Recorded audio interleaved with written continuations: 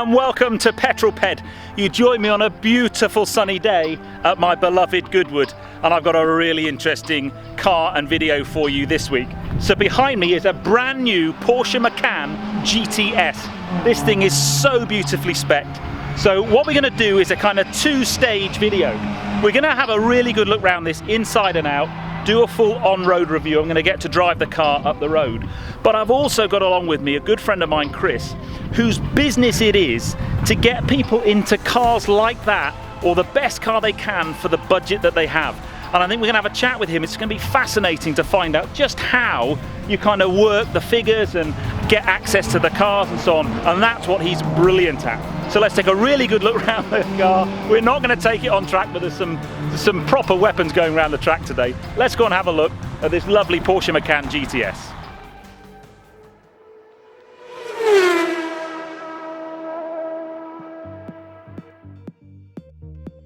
The Porsche Macan gets rave reviews across the board and is arguably the leader in its class, providing the usability of an SUV with sports car performance that is comparable with other dedicated sports cars from the Stuttgart stable. For me, the GTS is the pick of the bunch. With prices starting from around £55,000, it sits 15mm lower than the normal Macan and is fitted with Porsche's Adaptive Suspension Management, or PASM, as standard. Okay, so let's just have a bit of a chat about the Porsche Macan GTS. So it kind of sits in the Macan range, above the Macan S and below the Turbo. It's got a circa sort of 360 bhp, it depends on which site you read as to what number you get. It's also got a sport design body kit over the S, which has got, I mean, this car's obviously black, but it's got some really nice black trim. You might be able to make out there's a lovely sort of black GTS moniker down the side.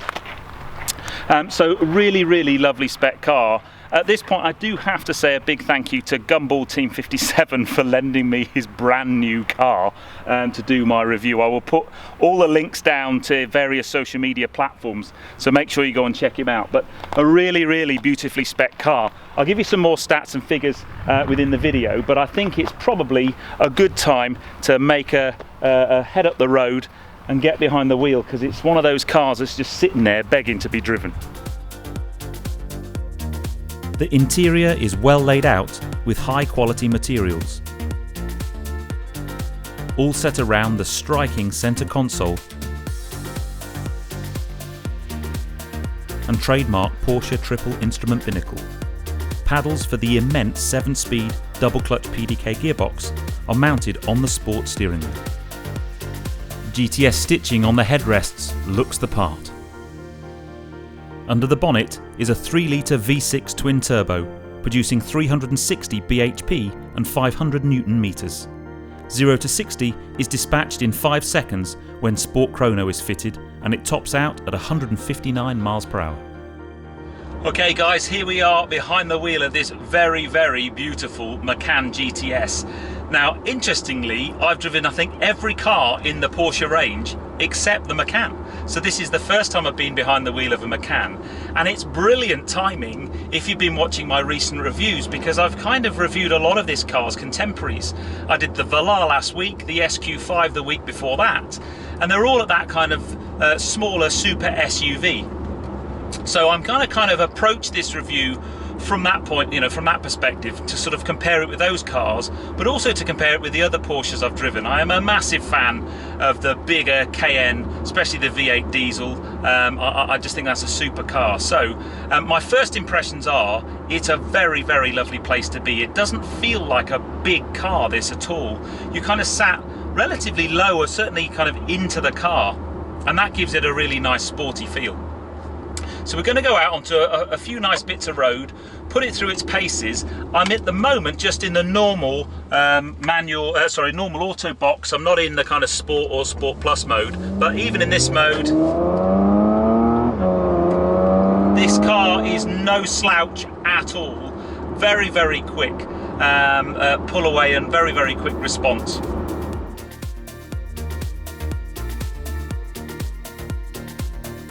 Larger adults may struggle a little in the back seats for room, but the 500 litres of boot space makes this sport SUV a highly practical package.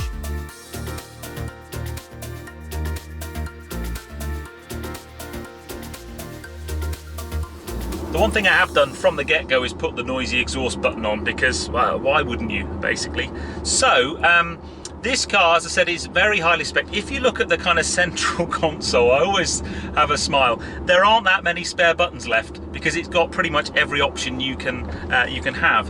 And I'm not so sure in this review we're going to have the opportunity to go through absolutely everything, but we'll certainly have a talk about the main things, and especially about the sort of driving feel. So I'm now going to quickly just drop it into the sport mode, which should just start to make things a little bit sharper. At the moment I'm in a 30-mile-an-hour limit, so it's made absolutely no difference at all, apart from the revs just popped up a tiny bit.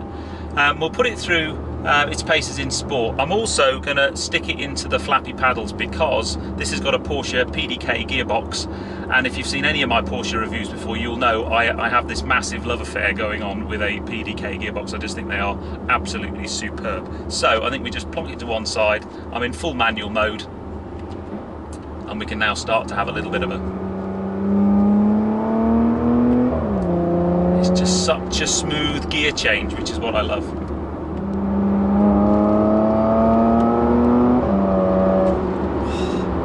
Yeah, so doesn't feel like an SUV, that's for sure. It's got a really nice kind of compliant suspension setting, certainly in this sport mode. It's soaking up the bumps quite nicely, but it's still firmly enough sprung so that you don't get the body roll when you plonk it into a corner.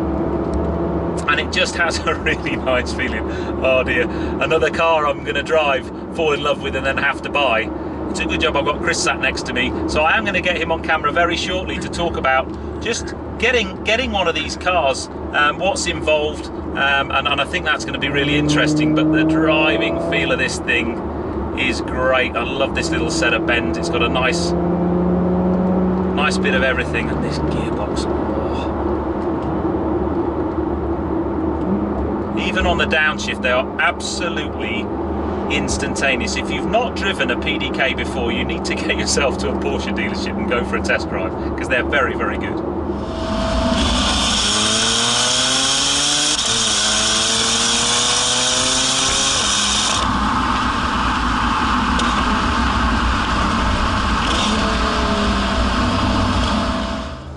Okay.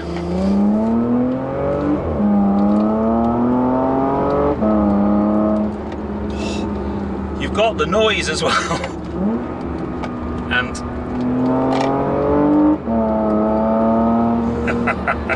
it never ceases to amaze me how quickly they get these types of cars to change gear. But when you stick it into the manual box sport mode, this car changes its character from being... You can quite happily mooch around in full auto and just drive it like it's an SUV and mooch to the shops. Stick it in the sport box and it suddenly becomes a completely different car, and it has this lovely sporty feel about it. So what I need to do now is basically put it into Sport Plus mode as well, and give it a spanking. But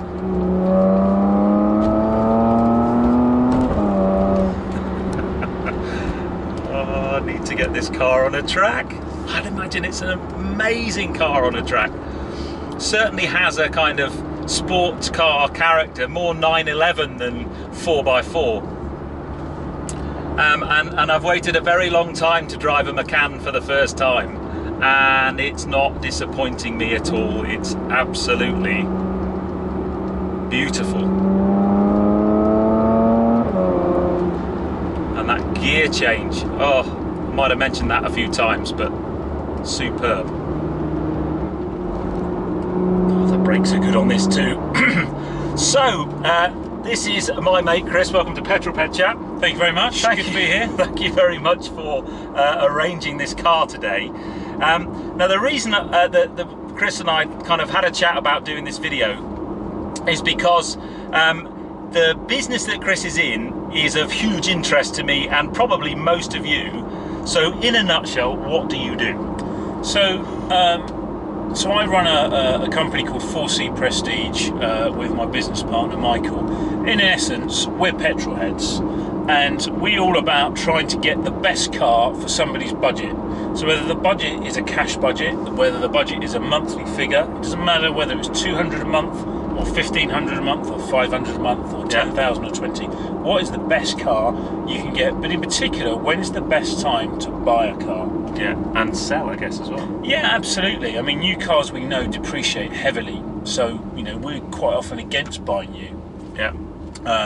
But buying it at the right time, actually, the total cost of ownership is not always as bad as people may think. Yeah. Point to note, this beautiful Macan GTS. I was going to say, let's have a chat about this car, because we've kind of put it through its paces, and it's a stunning motor. I mean, it's beautifully spec'd. So let's have a chat about the kind of... Yeah, I mean, this kind of car, maybe not necessarily this particular car, but this kind of car. Yeah, I mean, SUV is very popular, and sports cars are very popular. Yeah. So it was inevitable that sporting SUVs were going to get married together. Yeah. And sometimes that's been done well, sometimes badly. This very much is a case of being done very well indeed, and probably my favourite to date. Yeah. But a lot of people won't necessarily have the budget for a GTS. No. Or they'll need the economy of a diesel. So there's some stonking diesel SUVs around as well. Yeah.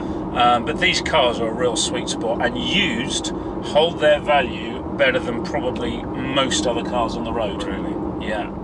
So can we talk about the numbers or the figures for a car like this? Well, the thing is, any car new will depreciate, with the exception of a very small number of new cars. Yeah. So, we supplied a number of 2-year-old Macan diesels, to clients, and they're just hitting that point in their life cycle where they're dropping a little bit. They held their value brilliantly, but a lot of the diesels were heavily spec'd when new, were sitting at 60,000. Yeah. They're now in their early 40s, and in some cases we're seeing them in their mid to late 30s. Wow. On a low rate finance, you could be talking, a figure of under 500 a month with a sensible deposit. Wow. And they'll hold their value brilliantly from that point onwards.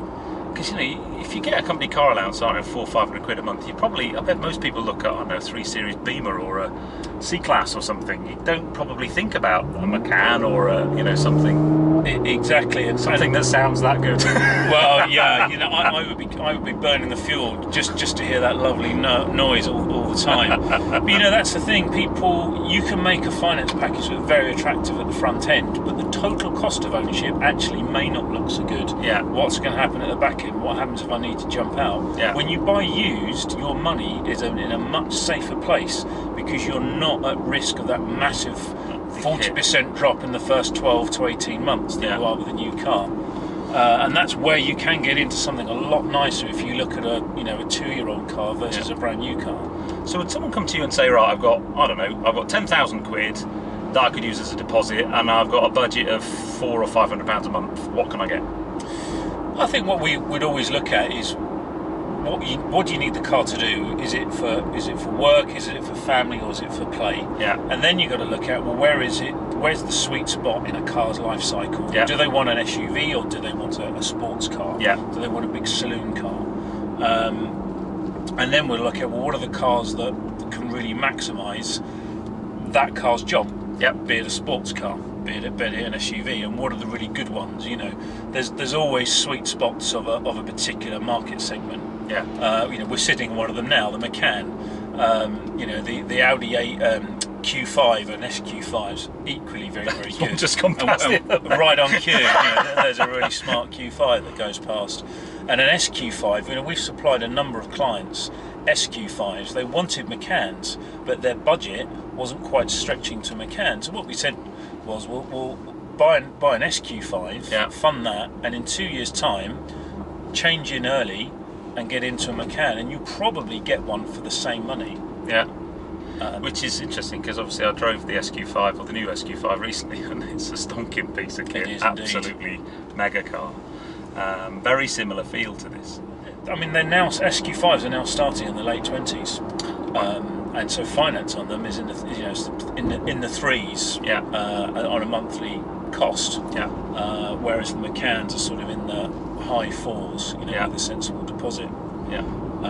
But tremendous value. You're still looking at a car. I mean, an SQ5 new with full spec is in the 60s. Yeah. So to get one of those, albeit a few years old, for circa £380 a month is a phenomenal piece of kit for money. And what I found really interesting talking to you and Michael about what you guys do is, unlike garages who, I always get the feeling a garage just wants to get you in a car and get the commission and that's it, and maybe see you for some servicing in 6 months' time. But you guys work with clients for a longer period of time, so you kind of almost put a plan together of what happens with the next car. Because my worry with finance is if you buy it badly, the PCP finance especially, you end up with a car, you got a big balloon payment, you don't have enough equity in the car, and you're in big trouble. But you guys kind of always think about what's happening in 2 or 3 or 4 years' time as well. Yeah, and because that's how we've done it for ourselves. Yeah. And then it's if you've done it for yourself, it's easier to have that mindset. Yeah. And our business was formed out of a love of cars, and seeing that the market didn't operate that way. No. It was very much once you make your purchase, you're kind of on your own. Yeah. And if you're in negative equity, well, it's tough. So we're trying to do it differently. Yeah. And we try and look at the client as the customer, not selling them a car and then be done with them. Yeah. Yeah. And that's where we do differ. And we try and work with them. And you know what? If quite often we actually talk people into spending less, because we can actually get them the right car, and they don't need to spend the amount that they thought it would take. Yeah. And if that makes sense for them to do so, then we will recommend them to do that. Cool.